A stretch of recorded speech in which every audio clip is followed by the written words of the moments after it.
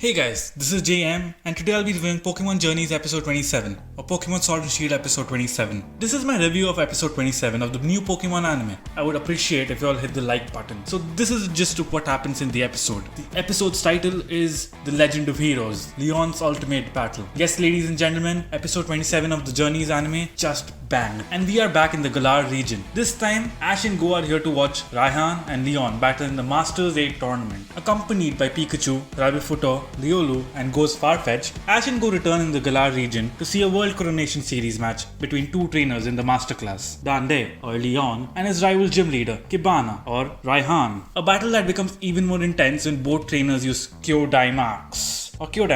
Later, Ash and Go meet Sonia, who tells him something disturbing about the power behind Kyodaimax, and Riolu gets his first real chance to battle when they encounter a tough Galarian Farfetch'd. Yes, a Farfetch'd. The episode begins with Ash and Riolu training, as well as Farfetch'd and Go training. If you remember a few episodes back, Riolu was struggling against Mr. Mime's Reflect, but now we can see that it is strong enough to punch back its Reflect. That's wonderful and shows great progression in its ability to battle. So when our heroes arrive to the stadium as they hear the announcer starting to introduce the match as they are heading in, but interestingly, while they are heading inside, Ash spots the hero statue in the stadium. In the games, the statue is in Motostoke, in the hotel next to the stadium. Here they seem to have moved it. It's not that big a deal, but I just thought I'd mention it since I haven't seen many people talk about that. So going to the final battle, to say the truth, the battle seemed a bit off. After seeing the amazing battle between Mega Lucario and Dragonite, this one could not bring it. Actually, I understand that they wanted to add another battle between the Galarian Farfetch'd, but even the full Gigantamax animation is cut. Well, according to me, they could have just focused on the battle between Raihan and Leon in this episode instead of having Ash catch a Galarian Farfetch'd, because as a fan of the series and the games, I think the battle was really rushed and did not show the beauty of the Pokemon's battling. Additionally, the battle tactics were very standard, which makes you question if it was actually a title match. Well, there were some new moves which I've never seen, and the anime explains what it is, since before this, even I have never heard the move Steel Beam. It seems like it's just a tutor move, so unless you went out of your way to teach it in the game, I assume many people didn't know about it either. But again, for the most part, all of his stuff is pretty standard. The battle, as said earlier, was not a breathtaking moment, since we all knew the outcome, and the intensity of the battle was really not high, as Leon wins after breaking Max Rockfall with Max Knuckle and breaking through Max Steel Spike with G-Max Wildfire. However, I could be wrong there. It is possible that I was just expecting a lot from the battle. Tell me in the comments what you think. An interesting thing we saw in the episode is that Leon changed his moveset for Charizard. The first time we saw him battle, his moveset were Flamethrower, Thunder Punch, Air Slash and Fire Spin. This time however, since he's facing Raihan and not Lance, he opted out to replace all of his moves besides Flamethrower with Brick Break, Dragon Claw and Dig. Those moves are specifically tailored to counter Raihan and his Duraludon. This helps us understand two different aspects of profiles. The first being that it clarifies that Pokemon trainers can use specific set and number of moves in each battle. This helps the animators provide a substantial base for new Pokemon gameplay gamers to understand the game more effectively, while also linking the game and animation closely. The second aspect is that the show is already showing us subtle differences between Ash and Leon and their battle style. Leon is a critical thinker for the battle before a match takes place. He plans for the opponents and makes changes based on what he needs to win, changing his moves, changing his tactics before the battle begins. On the other hand, Ash is the opposite of that. He's more of a thinker when the battle begins. He makes do with whatever moves he has and chooses to try and make out of the box's choices to win, even if he doesn't have a hard counter to something. Also, in the post-match handshake, when Raihan tells Leon he's going to be one to beat his undefeated streak, Ash pipes up, claiming he's going to be the one to do it. And this is where we are first introduced to Rose. Similar to the games, it seems like Rose helped Leon get to where he was. Anyways, after the battle, they go back to the statue, and Ash wonders if the statue is based on Leon. However, we then hear a voice mocking that idea, just a bit. We then see it is Sonia. She explains the statue to Ash and Go when they ask who it is supposed to be, and we find out that the story of the statue is similar to the games. We also find out that similar to the game, she is Magnolia's assistant and has been charged with finding out about the statue, its origins, and how it relates to Dynamax. Soon they notice a trainer with an injured Pokemon talking about how his Pokemon got injured in battle. Listening to this, they head out to where it got injured. When they get there, at first they don't see anything, but then